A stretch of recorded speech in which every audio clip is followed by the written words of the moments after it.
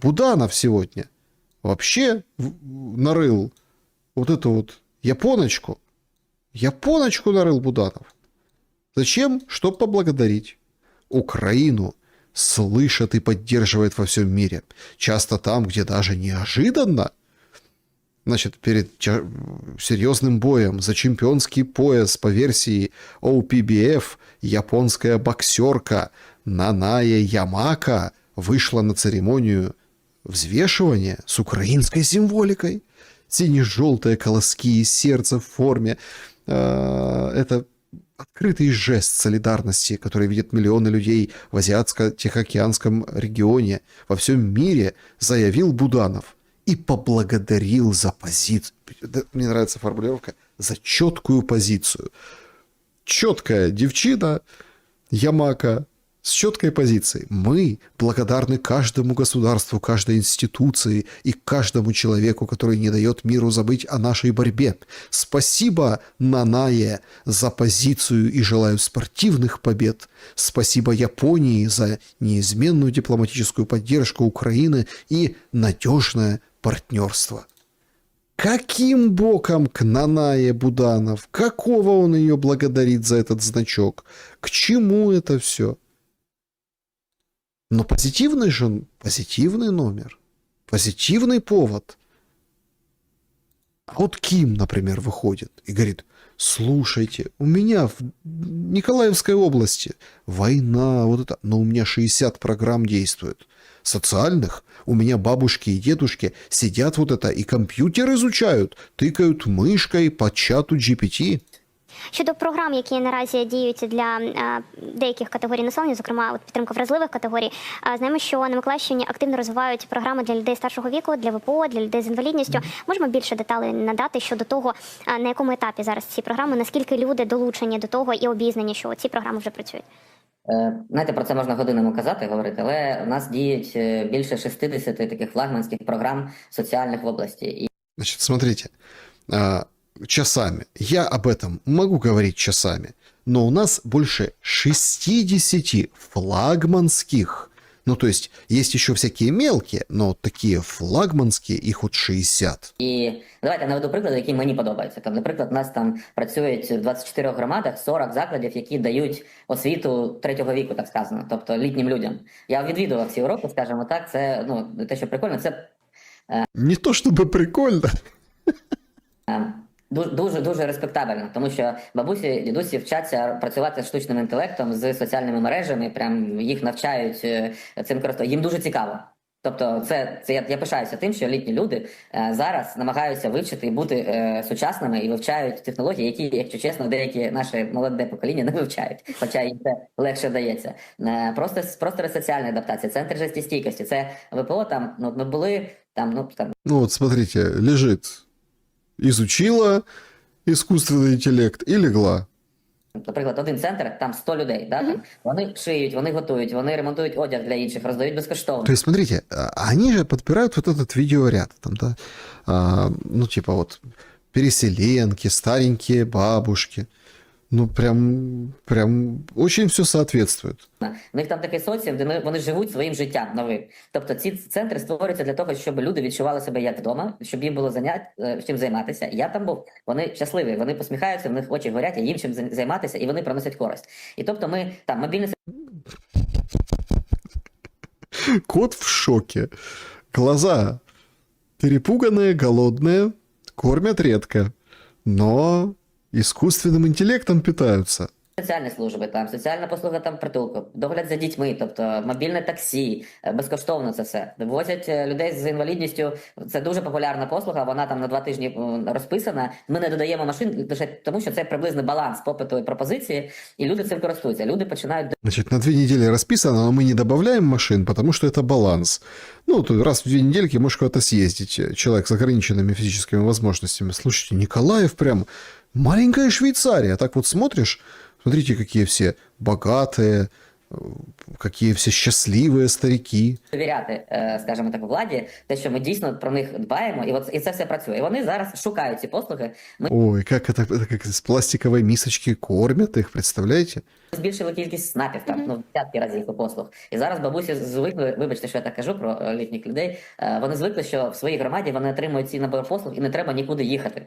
І ми підвищуємо цифрову грамотність людей. Тобто зараз в 52 громадах є 52 цифрових лідера, завдання яких є якомога більше навчити громади використовувати сучасну технологію. І зараз вся Миколаївщина така намагайтеся бути в цифровому. Ну, вот она, Миколаевщина, цифровая, понимаете, ежи противотанковые. Он рассказывает, он абсолютно рассказывает о не знаю, какой-то другой области, я не знаю, о другой стране он рассказывает. Вы видите, как у него вот эти лица, эти люди, как это все не совпадает? Тренді. Більше відео дивіться. Это же какой-то сюр. Это Оруэлл чистый. Флагманские 60 программ. Тут и кормят, на такси повозят, чатом GPT научат. Прям хочется жить в этой стране, правда? Вот прям хочется жить. Откроешь экономическую правду. Так, слушайте, так мы еще и вообще самые богатые. Медианная зарплата в Украине с января 22 года по январь 26 выросла почти на 94%, количество вакансий на 13%, тогда как количество откликов на них сократилось на 3,5%. Это OLX работа дает такие данные. В перечне самых высокооплачиваемых предложений 26 года остались вакансии в сфере строительства, а также появились отдельные высокооплачиваемые категории. Это служба в армии. Самую высокую медицинскую зарплату, как до войны, OLX фиксирует у брокеров по недвижимости 112,5 тысяч гривен, тогда как в январе 22 это было каких-то жалких 65. Также среди топовых по оплате, внимание, фасадщики, штукатуры и каменщики. Изменились предпочтения соискателей работы. Если в 2022 году больше всего откликов собирали преимущественно рабочие вакансии, то в 2022, то в 2026 интерес сместился в сторону должностей в коммуникациях, онлайн-сфере копирайтинга, SMM-контента, работы с клиентами, операторов чатов и менеджеров интернет-магазинов, что часто предполагает более гибкий график и дистанционный формат. В колл-центрах нормально зарабатывают, действительно. Спрос работодателей при этом в целом остается привязанный к торговле и логистике. Продавцы и водители, короче, всегда в цене, популярны. В то же время в 2026 году заметно добавились позиции грузчиков и, конечно же, предложения в силах обороны. Вот так экономическая правда расписывает эту страну будущего. Эльдорадо. Никаких специальностей, никаких там ноу-хау, там, оператор чата. То есть я прочитал это сообщение экономической правды, я послушал Кима. Мы такие роденьки, будурненьки, понимаете? И это все встегивают, и на уши как бы крошат. И ты смотришь, выходишь по сторонам, оглядываешься, а там солярка по 80 гривен. Солярка! 80 гривен солярка с утра. И думаешь, ну слушайте, ну это же как бы замечательная страна. Почему в ней не жить? А чё солярка? Ну, потому что у нас партнеры европейские такие. Вот вышел еврокомиссар по энергетике Дан Йоргенсен на фоне вот того обсуждаемого выше топливного кризиса. Говорит, нет, мы не будем ничего смягчать, никаких вот этих санкцій проти Росії. Ми абсолютно не хочемо російської енергії. Росія веде жахливу війну проти наших друзів в Україні, і ми не хочемо опосередковано фінансувати цю війну, купуючи російську енергію. Росія використала енергію як зброю проти нас. Росія шантажувала країни Євросоюзу, використовуючи енергію. Тож ми сказали цьому ні, і це позиція, якої ми дотримуємося. Вот так вот. И мы сказали там нет. Никакого смягчения санкций. комментарий Евроньюз. На тебе. На тебе. Тут вообще шок. Венгры приехали на дружбу посмотреть. Записали видео. Мы, венгры, приехали, смотрим на дружбу. Все хорошо. Будем изучать, можно или нельзя. А украинская сторона говорит, а мы никого не ждали. Вы как зашли? Цирк просто, лютый цирк. Ну а кто может прокомментировать лучше больше лютого цирка, как не Кулеба? Тот говорит вообще, что с Орбаном война. До 12 квітня 2026 року фронт палатиме. Чому? Тому що саме в цей день відбудуться довгоочікувані парламентські вибори в Угорщині. Друге. Орбан наразі програє. Ну, за різними опитуваннями від 8 до 10% він відстає від свого конкурента партії Мадяра. Третє. У Орбана загроза втратити владу вперше за 16 років. Це як Путін практично, розумієте? Почти как Путин. Орбан как Путин. І для нього це боротьба не на життя, а на смерть. В буквальному сенсі. Бо коли прийде Мадяр до влади, що Ой, а что это будет? А он про какого матера говорит? Про того оппозиционного политика или про того, что это дружбу бьет дронами? почнеться розкручування всіх схем Орбана. О, схемы Орбана, ёлки-палки, слушайте, за 16 лет. Кулеба, а ну-ка расскажи нам, о каких схемах ты говоришь? То есть у Орбана есть какие-то схемы. Его наличка, наверное, бродит по соседним странам с заездом в другие, не соседние страны. Корупційних схем, зв'язків з Росією, багато-багато чого іншого. І вони це, пацан Орбан і його хлопці, вони все це розуміють. Що це не просто вони втратили Орбан и его хлопцы. Они тогда, когда Мадяр выиграет, они все поймут. владу. Вони втратять зрештою все. Бо нова угорська влада почне демонтаж системи, яку вибудував Орбан. Демонтаж такий, щоб Орбан ніколи не міг повернутися до влади. Смотрите, вот сейчас он говорит про Орбана и Мадяра, а вы представьте там, например, Зеленского, ну и кого хотите, второго, да? Ой, как интересно тогда получается. Кулебушка, продолжай. Тому ще раз підкреслюю, це війна Орбана не на життя, а на смерть в буквальному політичному сенсі. То есть это Орбан с нами воюет, потому что он чует край, чует конец. Ну, вы видите эту логику? Это может как-то так вот, это где-то они там распыляют что-то. Иран лупит как не в себя. Почему? Хочет отстреляться, пока не уничтожили. Орбан чует конец и атакует Украину. Да войну объявил нам. Он нам сегодня записал видео тоже о том, что жене типа звонит или говорит, вот, мне тут Зеленский угрожает. Так а Зеленский что, не угрожал? Або він, або його. Жодного співіснування. Відповідно, Орбану сьогодні чим гірше в стосунках з Україною, тим краще. Чим гірше в стосунках з Європейським Союзом, тим краще. Прикиньте, вот это логика.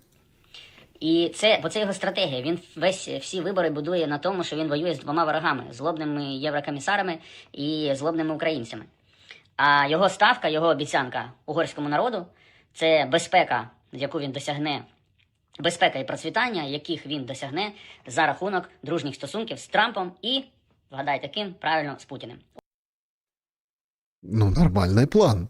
Ни Трамп, ни Путин на тебя нападать не будет. Убивать никого не собирается. Ну, то есть нормальный же план. Ну, то есть, представляете, безопасность за счет дружественных отношений. Хто б мог подумати? Ось і вся система, ось і вся ситуація. Ось це те, що пропонує Орбан. Відповідно, він нас мочив, мочить і буде мочити. Значить, лунає критика, що Україна занадто радикально провокує Орбана. Дивіться, в моменті, провокуй Орбана, не провокуй, він до нас кращим не буде. Це Провокуй, не провокуй, все равно получишь буй. Понимаете? Поэтому не надо ругаться на Зеленского. Все равно это же Орбан с нами воюет. Поэтому мы там провокуем, не провокуем. Да какая разница? Орбан же вот гляньте какой. абсолютно 100%. Інше питання, що в стратегії так, якщо Орбан залишиться, то він буде жорстоко мститися за кожне слово, яким його образили, за кожну дію, якою його зачепили. Тому тут ситуація пан або пропав і для нього, і для нас, і для європейців, і, до речі, для Путіна. И Путин, конечно, тут тоже рискует всем. Пан или пропал. Вот кто-кто, а Путин вообще прям рискует. Вы понимаете? То есть европейцы и украинцы, и вот сейчас вот в живых останется только один. Бо втративши Угорщину, одразу стихне Фіцо, і Стыхно Фицо. Ну, типа, замолкнет Фицо. А ему что замолкать? Ну, потому что потеряли пацана, он больше не позвонит. два важелі впливу Путіна на Євросоюз, вони зникнуть самі собою. Ось чому такі високі ставки, ось чому Орбан вдається до такого кроку, як арешт як затримання, незаконне затримання, до речі, інкасаторської машини. Це нормальна практика возити гроші і золото між банками, між країнами. Це нормальна практика, що перевіряти ці машини в рамках узгоджених процедур, якщо є якісь питання. Але те, що розігрується сьогодні, це ненормальна практика. Намагання представити законну процедуру як злочин, розіграти історію про мафіозні гроші України. Ну дивіться, я розумію, що там мільйони вражають і золото вражає, але це ж банки. Ну, банк перевозить з одного місця в інше місце. Да, банки с одного в другое. В Украину, из Австрии в Украину, через Сербию. Банки – це ж якраз про це про гроші і про золото. Які питання? Тому Какие вообще вопросы? Это банки. Ощадбанк. Видишь, крупно написано. це все, звісно, надумано. Але він це все зробив не тому, що він розраховує, що Україна розблокує нафтопровід «Дружба». Йому Не поэтому. А почему? вигідно, щоб Україна блокувала нафтопровід «Дружба». Ребята, сегодня день, правда, какой-то. Орбану выгодно, чтобы Украина блокировала. То есть Зеленский нам говорит, это вот эта вонючая ваша нефть, вот без нее он не может выиграть выборы. То есть, а Орбану выгодно. Но раз у нас с ним война, так открывай дружбу. Ему ж невыгодно, когда дружба открыта. То есть логика, это поразительно просто. Він показує свою силу, як він з цим бореться. Ну, Он силу показывает. О, силу. це підтверджує те, що Україна погана, і показ дає йому можливість з нею боротися. Він влаштував цю істерику довкола інкасаторської машини для того, щоб показати угорцям, який він жорсткий пацан. Розумієте, що дивіться, та я на все згоден, я заради Угорщини, я просто рвать буду всіх. Я єдиний такий, ніхто більше такий не буде. Він мімікрує Трампа, ну така мікро, навіть субрегіональна мініатюра Трампа. І не скажеш, що європейська, а от така от саме субрегіональна, центральноєвропейська мініатюра Трампа. Він намагається грати. Такий Трамп і Іран бомбить, а Орбан бомбить українську інкасаторську машину. Оце відмінність в їхніх масштабах. А суть діяльності одна й та сама. Тому не чекайте ніякого заспокоєння в угорсько-українських стосунках до 12 квітня. Не хвилюйтеся з приводу чергових загострень в українсько-угорських стосунках до 12 квітня. Все це підпорядковано одній логіці. Орбан має виграти вибори і ніщо його не зсуне з цього порядку денного, бо для нього це питання реально життя і смерті. Вот так вот. Жизнь и смерти. А Путин чего? Ну и Путин тоже туда. Понимаете? И вот человек с таким логическим мышлением у нас возглавлял Министерство иностранных дел. У Зеленского, кстати, недавно был относительно там должность какую-то ему сватали. Контрразведчика, помните? Контрразведчик будет он. Ух! Ну, там, правда, не срослось, но посмотрим. Может, где-то еще и выйдет. Вот он, вот это вот он, Климкина еще к себе Зеленский звал. Представляете? Я с такой логикой вообще ничему не удивляюсь. Вот есть такой соросенок, голосенок, Железняк. Правдоруб, инсайдер. Он в РБК Украина выдает лютые какие-то вещи. Подтвердил, вот тоже заголовок, нардеп подтвердил, что Миндичгейт ударил по позициям Украины в переговорах с партнерами. Раздувание медиаскандала вокруг так называемого Миндичгейта ослабило переговорные позиции на международной арене. По его словам, Железняка, информационный шум вокруг этой истории ударил по репутации страны именно в момент сложных переговоров с партнерами. Скандал стал дополнительным аргументом для тех, кто пытается давить на Украину. Из-за этого, по словам Железняка, украинская сторона согласилась на ряд условий, которые были зафиксированы в соглашениях между поставщиком услуг и пользователем об уровне услуг. после чего изменить позицию уже было практически невозможно. Представляете? То есть, это мы что сдаем сейчас все? Чего у нас переговоры не клеются? Это Миндичгейт какие-то злые люди раздували. Вот не раздували б Миндичгейт, тихонечко б сидели все, не обсуждали б, ничего б не было. У нас бы, была бы какая сильная позиция. Орбан у него на грани жизни и смерти. Ему не нужна это, ему Украину надо погнобить, этому Орбану, чтобы очки, там, пацаном крутым казаться. А дружба ему там 300 лет это нужна. Это как повод. Как повод. С такой уровнем экспертизы, с такими... Это просто что-то несусветное. Вообще, что это вы тут с этим Миндичем заладили? Мне вообще наши внешнеполитические, аналитические выкладки напоминают вообще какой-то сюр. Это вот как случай в России с перепродажей машины. Человек из Рублевки Шкоду продавал. Доверитель купил автомобиль Шкода Кодиак у женщины, которая прожила в районе так называемой Рублевки. После подписания договора купли-продажи и оплаты автомобиля в ходе его транспортировки автомобиль был у него отобран прямо с эвакуатора человеком, который представился сыном продавца, после чего автомобиль был увезен в неизвестном направлении. То есть на Рублевке человек купил машину, на эвакуатор поместил, деньги отдал, все нормально. Потом пришел сын, сказал, не отдам ни денег, ни машины. От сотрудников полиции в дальнейшем мы узнали, что покупатель после продажи автомобиля перевел деньги мошенникам по схеме так называемой Долиной. Схема Долиной! По данному факту возбуждено уголовное дело по части 4 статьи 159. В настоящее время как деньги, так и автомобиль находятся у продавца. Однако по какой причине так сложилось, сотрудники полиции пояснить нам так и не смогли. В настоящее время им подан иск в суд об истребовании автомобиля из чужого незаконного владения, а также о признании его добросовестным приобретателем. То есть, понимаете, у нас вообще по схеме Долиной, наверное, попадают на эту всю должность. По схеме Долиной. Просто какой-то идиотизм везде.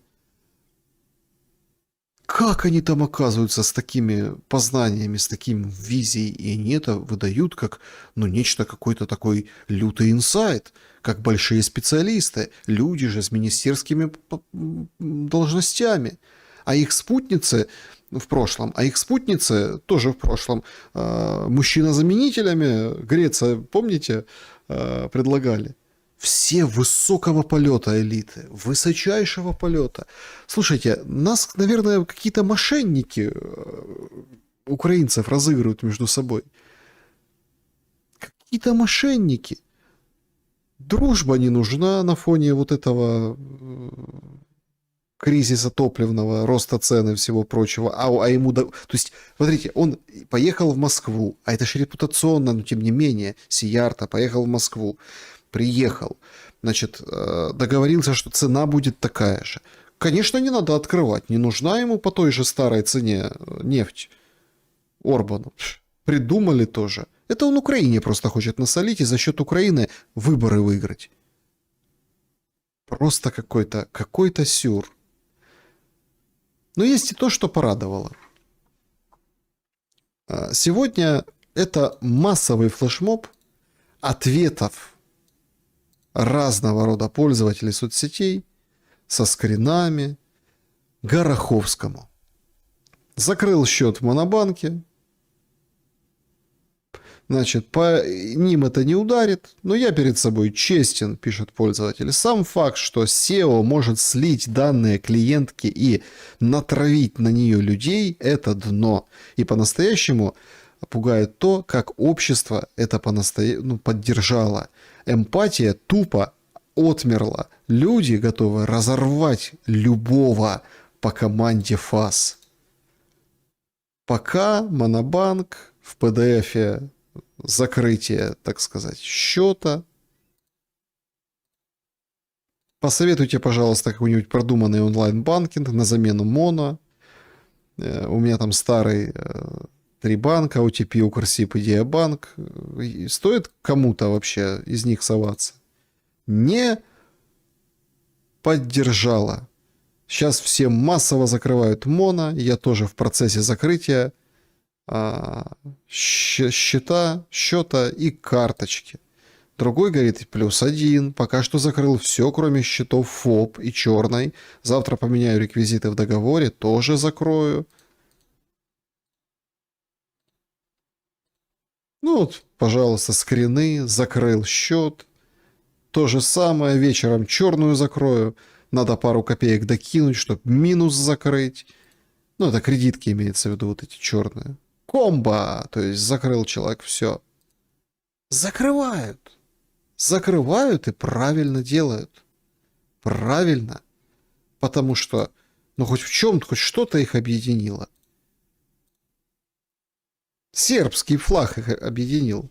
Ну, славянский, точнее. Сербский объединил Миндичей и верхушку, куда они везли деньги.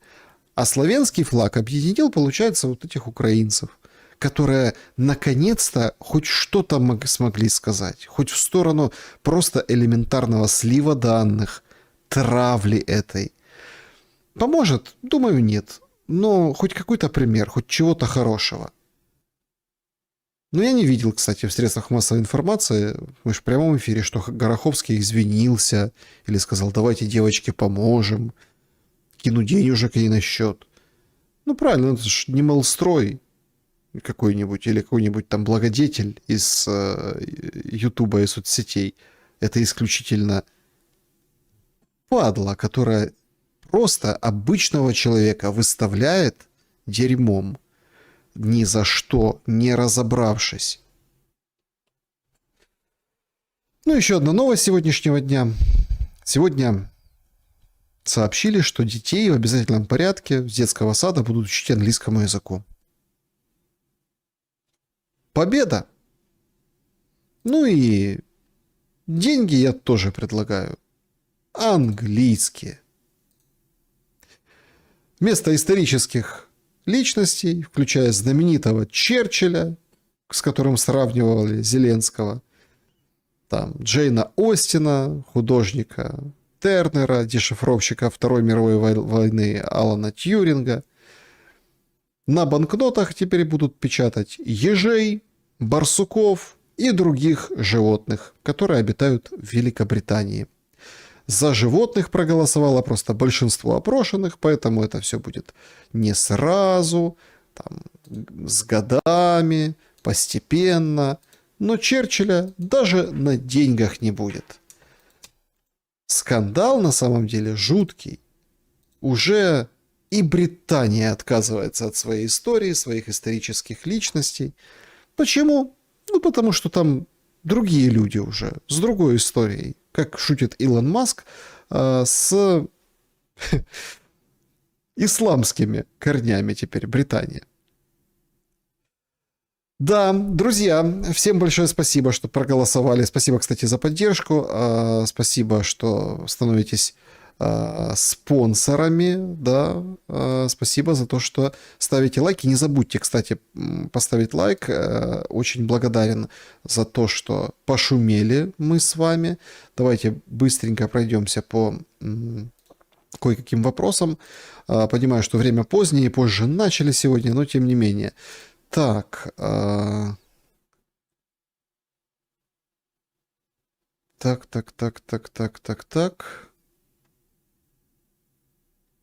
О, Господи, о, даете, слушайте. Ой. Прислала в колобок, куда мы катимся, пользовательница, значит, занимательную фотографию. Давайте, ладно, с вами поделимся, уважаемые друзья. Значит, пишет: уважаемый Александр, с небольшим опозданием хотелось бы прислать вам эти фотографии как доказательство того, что все будет Украина. Я недавно была в штате Техас, Сан-Антонио, и вот, пожалуйста. Так что в Киеве улица Маккейна, а здесь, вот видите, это все, конечно, шутка. Мне просто хочется, чтобы мы немного улыбнулись. Все сегодня как-то не весело. Спасибо большое, что вы шумите, что мы все с вами. Ну, насчет шутки, то шутка, как говорится, да, вот,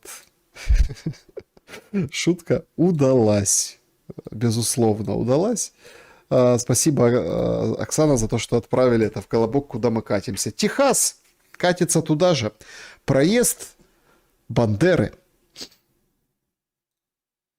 Оценили шутку или нет, друзья? Ну, это дело такое. Так, кто потеряет больше в Иране? 15% Украина, 21% Иран, 23% Израиль, 41% США. Конечно, репутационно, конечно, статусно, конечно, по всем другим фронтам потеряет больше конкретно США. Что касается, ну вот, непосредственно новостей, которые сейчас к этой минуте, да, значит, Цахал бьет по Бейруту, Хезболла бьет по... ну да, вот, собственно. Так... Иран, говорит, значит, погибли свыше 1348 гражданских и более 17 тысяч человек получили ранения. Да, давайте вот так. Вот, пожалуйста, очередной танкер ночью атакован Ираном в Персидском заливе. Нефть точно будет по 200. Ну вот, судя по всему, вот есть такой вопрос. Так, Александр, а за что вы иноагент в России? Ровно за то же, что и под санкциями в Украине. Я разговариваю со всеми, кто иноагент в России, кто под санкциями в Украине. Вот именно вот такой, это если серьезно отвечать на этот вопрос. Потому что, смотрите, можно сколь угодно нас там делить, но эта вот история, она вообще нас объединяет. Вот это избирательное право и вот это вот прецедентное, ты иноагент, вот это все. Почему? Потому что с всеми иноагентами там проводил интервью и проводишь сейчас интервью. Вот ты с иноагентом проводишь интервью, это ж точно как повод. Вот за это. А почему? С подсанкционными общаешься, все, санкции на тебя. Это так работает, понимаете? Это вот так устроено. Это вот если так вот очень лаконично и серьезно. Вы разве гражданин России? Нет. Почитайте внимательно тот же Роскомнадзор. Там могут все граждане, всех, вне зависимости от гражданства, принадлежности, всем можно влепить иноагента. Всем. Ну, четко есть выписано это все в законодательстве. Я даже сам перепроверял, думаю, подожди, а с каких делов? Нет, любой, кого угодно. Ну, или кто-то там как бы специально это все дело подошлет, или там найдет, стуканет. Так, вы еще в 2-3 недели верите? Ирана? Нет. Украины? Хочу надеяться, но...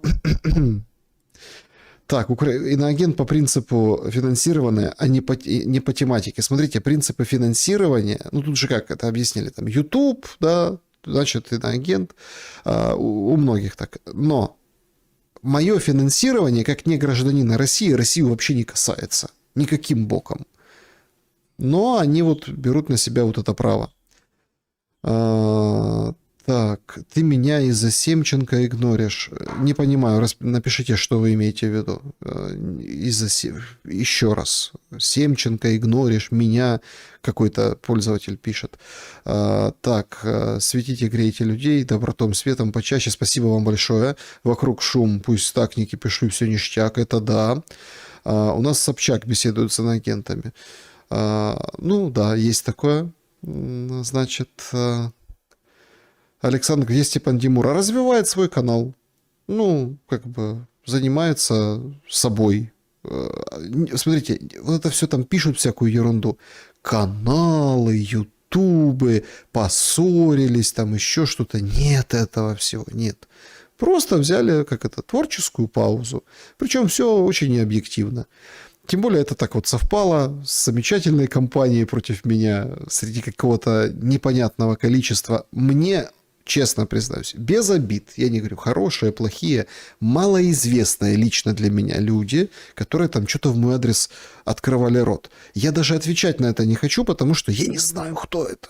Но это было какое-то там, ну, не то что массовое, но какая-то вот такая череда, да, какую-то там недельку, вот это полторы, с видимым, ну, как бы, рукой какого-то заказа. Почему? Потому что я, если там иноагент мне вменяют, я 3 года иноагент. 3, понимаете? А тут это надо было сейчас вот вспомнить. И все об этом знали. Но вот это надо как бы раздмухать, так сказать, раздуть этот пожар. И кто-то это делает именно сейчас. Не понимаю, почему, в чем задача. Может, кто-то знает что-то больше, но я этих людей многих не знаю, не в курсе. Кто, собственно, там что-то выделывается и открывает рот в мой адрес подсанкционно-иноагентский. Ну, хотя, в принципе, все могут это делать. Мы же с вами шумим, ну и про Шелеста пускай шумят. Шум про Шелеста особо ценен и шумен, правда? Так, расскажи о бабушке с флагом СССР. Ей бабушке или вот эта вот легенда, которая там не оказалась не настоящей, а той еще бабушке в Харьковской области, которая? Не хочу. Так. И пригласи Руслана Кацабу еще разок. Хорошо, учту, да. Так, с Димурой надо проводить весело, с толком. Да, хорошие эфиры, конспиролог без грамма. Ну, короче, видите, как у меня разные люди и гости. Кому-то кто-то нравится, кому-то не нравится. Но я вижу в этом правильную позицию. Ну, правильную. Шуметь вот обо всем, звать разных, мнения вот такие. Ну, то есть, ну, должно быть все вот в каком-то хотя бы, ну, с точки зрения здравого смысла в балансе. С Чаплыгой вы в ссоре? Нет, я не ссорился с Чаплыгой. Так. Господин Шелли, смотри вас как гражданина Земли. Какие праздники вы, ваша семья отмечаете или даты, которые еще пока в душе? Ой, сейчас я не сориентируюсь быстро, Антон. Спасибо за вопрос. Ну, понятно, как все. Новый год, Рождество, Пасху отмечаем, конечно же. Семиличные праздники, там день свадьбы обязательно отмечаем. Ну, как по-другому? Ну, вы что? Ну, понятно, все дни рождения всех на свете. Какие-то даты. Так, сейчас не соображу. Сейчас еще обидится кто-то. Какие-то даты. Помню, раньше отмечали День телевидения. Всегда. 17 ноября. Ну, просто тоже как бы он такой тоже семейный праздник. Потому что все на работе, да, и вот это все всегда было. Не соображу. Ну, как бы, и хотелось более развернуто ответить на ваш вопрос, но как бы время позднее. В следующий раз, да. Так, Саня, ты задаешь вопрос, а ответа не читающий спросил о стриме с Александром Семченко. Из этого игнор? Ну, смотрите, я все не могу прочитать. Какой игнор? В чем игнор? Вот я прочитал ваше сообщение 2 раза, не могу понять. Стрима с Александром Семченко вы хотите? Ну, я не знаю, там как бы хочу, не хочу, выйду на него, не выйду. Примерно понимаю, о ком речь. Примерно, по-моему, понимаю. Этот, которого полгодика или годик назад там принимали, вязали. И он кричал там что-то, его в машину, но потом отпустили. Тот, который тоже обозреватель. Вы, наверное, об этом человеке хотите. Я подумаю, рассмотрю, конечно. Спасибо большое за предложення. Так, Саша, ви чули, як висказався Стів Кортес по Зеленському, треба лише гроші, зупинку війні. Кортес не слышал, как высказался. Ну, это Орбан, речь красивую, в принципе. Так. Так, прикалывайтесь, да. День учителя почти невозможно было проигнорировать. Я помню, да, День учителя. Это хороший праздник был. Шум шагает по улицам Берлина. Спасибо большое. Саша, вы не думали, что пригласить Александра Четвертое измерение? Думал, но я не понял, кто это такой, Елена. Ну вот, не понял. Так, Александр, как вы думаете, решатся ли США на наземную операцию в Иране? По законам жанра должны, но они будут активно подбивать всех остальных, потому что и введут какой-то, может, ограниченный контингент прикрытия, типа, это не мы, а мы там прикрываем какого-то курдов, турок, там, азербайджанцев, еще кого-то. Но, видите, желающих пока нет, кроме Австралии. Ну, кроме тех, кто ни хрена не может, желающих нет. все примерно понимают, как бы к чему все идет и насколько это с каждым разом будет бить очень и очень сильно по тем же американцам. А у этих людей, типа союзников, да, ну, стран, у них тоже много вопросов к американцам. Всегда было. Всегда. День Победы. День Победы, да. Ну, смотрите, как отмечаю, да. Тут же праздную, да, и отмечаю, да, разница большая. В плане того, что прям праздную, там, столы уже, вот это все не с кем, ну, не с кем. Отмечаю, да, может, каким-то фильмом, концертом, вот в таком духе. Пучкова пригласите, не идет. Он вообще на YouTube мало ходит, говорит, YouTube обидел его. Это мы обсуждали за глаза Пучкова с Ураловым. Так, как ты относишься к Киев в труху? Да нет, ну какую труху? Это мать городов русских, никто на это не пойдет. Разве что немцы какие-нибудь. Ну, я образно, фигурально. То есть какие-нибудь там бусурмане, западники, те могут. В истории это уже было. Так. Думает, применит ли ядерное оружие в Иране. Это выход за пределы, за рамки, за красные линии, которая даст новую реальность. Просчитать ее сложно. Даже, ну, не знаю, может, умные аналитики и искусственный интеллект у Трампа просчитают? Но я нет. Ну, как бы это сложно. Так. Так, здоровье. Саднёчек поступали в МАУ в 2005 году в Северодонецке. Ну, как поступали, да, я подготовительно, там, юридически был у меня там желание получать образование. Да, было такое. Ну, я не поступал туда.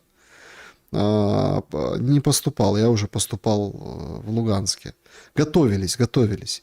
Киленкарова, когда в эфир пригласите, не знаю. Не знаю. Хотите, напишите в комментариях, что мы хотим. А так вы говорите, Макс Рудада еще придет, обещал, придет. У него проблема. Не буду говорить, ну там, в общем, ну такой неприятная по больнице, да, такая вот история. Ну, я думаю, ничего такого там нет, с кем не бывает, случайность, ужас, ну, в общем, там перелом тяжелый, больница, вот это все, он мыкается, поэтому, ну, как тяжелый, неприятный, не то, что там какой-то. Так вот случается с человеком. Ну, мы на связи были, потом он, в общем, ну, по здоровью. Поэтому здоровья давайте Максу Рудате пожелаем. Так.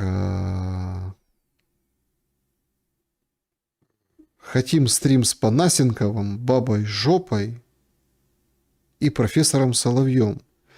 Ну, Соловей пропал с радаров изначально. Ну, не знаю, были контакты, сейчас нет. Поудалял, наверное, или сменил свои контакты. Я новых не знаю. Кто такая эта баба, объясните. Панасенков нет, говорит, после войны. Ну, как Козловский расскажет, почему он уволили его. Так.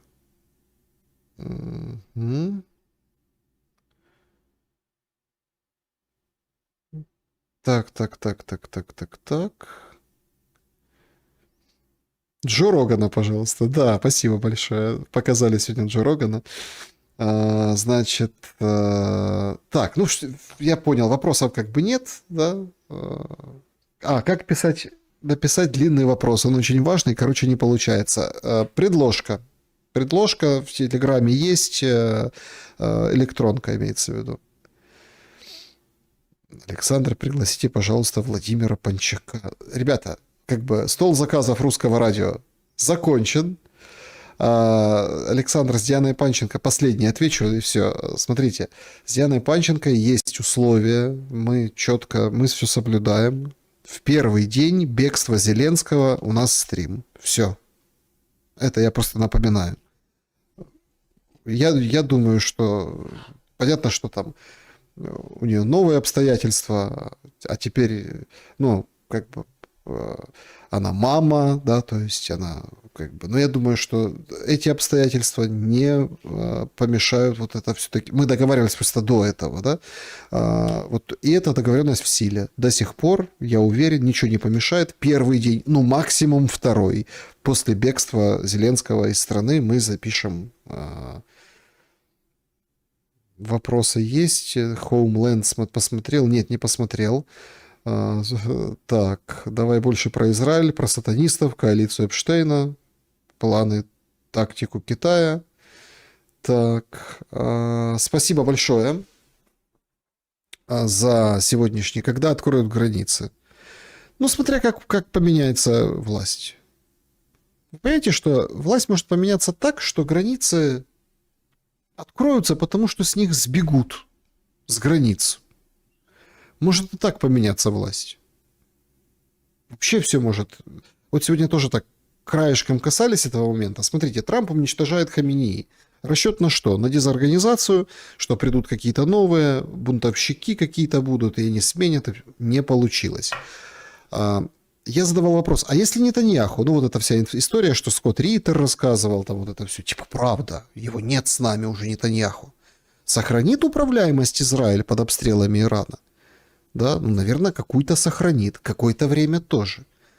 Но все может произойти вообще внезапно. Вообще и абсолютно внезапно. Под таким гнетом обстоятельств. Под таким, вот этим как Железняк, который все раздувает, как бы, да, вот эти депутаты рассказывают о том, что давайте там инсайды вам, инсайды, а сам говорит, раздувайте вот это скандал Минтича. Да, нормально. То есть они знают, что вот появятся пленки, появится протест, а тут во время, вот сопоставьте просто, судьба Хаминеи может настигнуть во время какого-то такого протеста. Протестного движения на фоне того, как обдирали украинский народ, воровали не в себя, хотя ни для кого это не будет новостью, но побудит противостоять конкретный, ну, высказывания, короче, пленки. Их, конечно, будут обкручивать, говорить, это все искусственный интеллект. Вот смотрите, Зеленский каждый день голосовые записывает, кто-то переиначил, это все не верьте, неправда. Но представят так, что это будет правда, и люди поверят. Ну, то есть, например, да, поднимется большой протест, и во время этого протеста что-то происходит. Все, концы в воду. А вопрос возникнет, а за кого воевать на передовой? А куда всех крутить? Надо бежать. А как стоять на границе? Надо валить быстрее, потому что придут и за пограничниками, которые тоже сколько людей обидели. Ну и вот это вот все, этот как бы взорвется. Ну, кто-то говорит там про 2 Украины, кто-то про 3 Украины, которые будут там отделяться, отпочковываться. Вот эти все замечательные маленькие Швейцарии Кима, воюющие Николаевской области, где там 60 флагманских программ, бабушки с искусственным интеллектом на «ты», им так нравится, обучаются. Вообще, это вот все перечислил. Где мойки, понимаете? Где мойки бюджетных денег? Или донорских и бюджетных, или гуманитарных. Это он все, он так рассказывает, конечно, у нас там такие программы. Народ прям цветет. Посмотришь на Николаевскую область, прям переехать туда хочется. Из Лос-Анджелеса, где бензин самый дешевый покупают. Друзья, спасибо всем большое. Важное объявление в самом финале, как говорится, ну, как бы для протокола, да, чтобы не было как в прошлый раз. Завтра, не знаю, там эфирчик, 2, какое-то интервью сделаем. Потом ориентировочно до вторника придется пропасть с эфира, со связи. Телеграм, милости просим. Новых видео, ну вот завтра, может, там 1 будет или 2, но новых видео пока будут на паузе. Предупреждаю сразу, что это не по каким-то неприятным, а по приятным, так сказать, обстоятельствам. Ну, вот такой получается мини, ну, не то чтобы отпуск, но вот такая пауза в несколько дней, чтобы не пугались и не доверяли всяким негодяям, которые рассказывают, что задержали, украли, везут в Украину или в Россию, или куда-нибудь еще везут. Это вот прям как бы официальное объявление, да? Давайте так, чтобы не верьте никаким дуракам, которые будут вот это все распространять, вот все пропало, и все. Просто так складываются обстоятельства по, внимание, хорошим поводам. Не по плохому поводу, а по хорошему. Натали Александр, день рождения будете отмечать. Натали, вот за это я и люблю свою аудиторию. Есть такая необходимость, потребность и желание. И когда это все в одном флаконе, это хороший повод. Друзья, всем большое спасибо за то, что шумим. Напишите, долго ли, коротко ли. Всегда читаю отзывы о шуме. Ничего не удаляю. Все принимаю и очень благодарю за сегодняшний, в том числе сегодняшнее общение. Добра и света. Увидимся.